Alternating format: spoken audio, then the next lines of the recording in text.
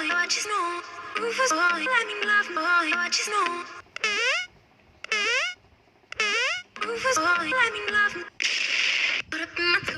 guys, welcome to my YouTube channel. For this video, we will unbox and review the Gamo Precision Airguns Gr-Stricker Revolver.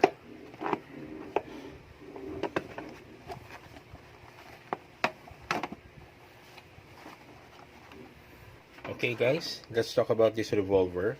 The overall length of this revolver is 23 cm. It's about 90 inches from the muzzle to the tip of the grip. The material used in this airgun is steel, zinc, or zinc aluminum, or and plastic. This revolver, we are going to use a cartridge for the CO2 couplet. Guys, the weight of this revolver is around 550 grams. It is a 8 shots revolver, 8 rounds. We are using a 5mm pellet. Okay, let's test and see the accuracy and the power of this gun. Let's go to the range. Okay guys, we are here at the range. First, use a eye protection for your eyes, safety first. I already put the CO2 couplet and we are loaded. Okay, let's begin. First, we will shoot the paper target or the carton board.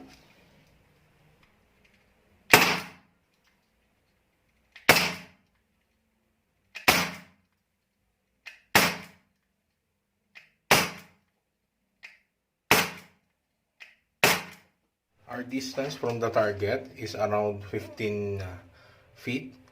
The trigger of the revolver is double action. For the groupings, I like the groupings because the trigger is hard.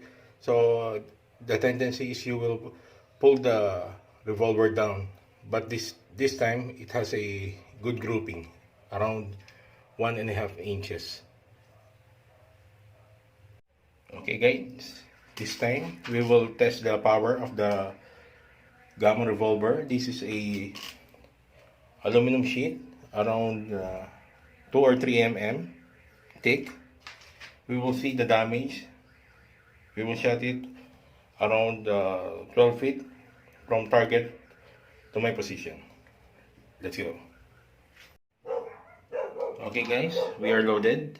Focus on the aluminum plate. Let's start.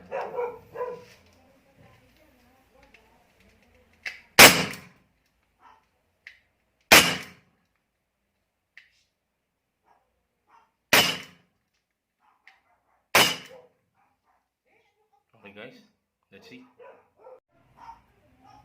Okay guys, as you can see, it made a dent on the aluminum plate, but not on the back. There's a little, as you can see, there's a dent at the back. I think if we use a pointed pellet, it will more cause the damage on the aluminum plate. Okay guys, let's talk about the features of this revolver. This revolver has a safety features. When you push this button, when you see it up, it is ready to fire, and when you push it down, it is on safe mode. So even though you have a CO2 cartridge loaded and the cylinder is loaded, it will not fire if the button is pushed down. But if it is pushed up, it is ready to fire. For this gun, it has a plastic Picatinny rail.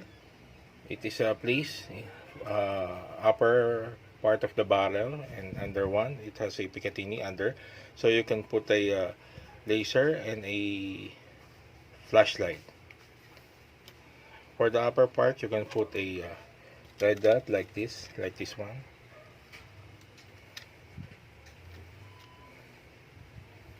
It's up to you. This revolver is a double action revolver. You can press the trigger while the hammer is down, or you can cock the hammer like that. I like the texture of the grip. It's like a hog grip because it has a dotted texture and a rubberized coating like a hog grip. One thing guys, this is not a working cylinder release. It is in the front. You have to move it to the left, then push the cylinder out like that. For the sights, I like the sights. It has a neon front, orange neon sight. And for the rear, it is not a luminous, but it is a neon green, neon yellow, yellow white. So you can see the target more clear. It has a adjustable rear sights for elevation and windage. Okay guys, I rate this revolver 8 out of 10 because I like the performance, the features of this revolver. I think Gamo made it superb. Overall, I like this gun. Okay guys, we finish another unboxing and video review. If you're not subscribed to our channel, don't forget to like and subscribe. Papa P TV for more guns, airsoft, airgun review in the future. See you on our next video, and happy shooting.